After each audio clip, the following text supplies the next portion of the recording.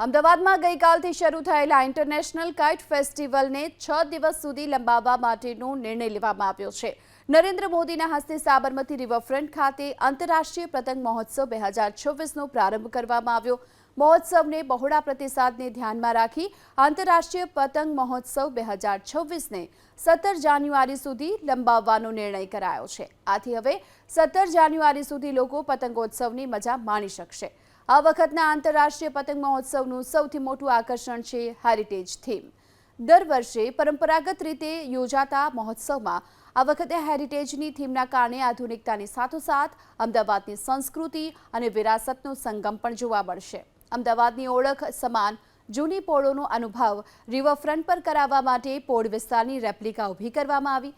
પોળ જેવો અહેસાસ કરાવવા માટે જૂના લાકડાના દરવાજા, કલાત્મક બારીઓ અને જૂના પિલર જેવા મટીરિયલ્સનો ઉપયોગ કરી આખી થીમ તૈયાર કરવામાં આવી છે. હેરિટેજ અને કાઇટ મ્યુઝિયમ એક્સપિરિયન્સ ઝોનની મુલાકાત સવારના 9 વાગ્યાથી લઈ બપોરના 3 વાગ્યા સુધી નિઃશુલ્ક રહેશે.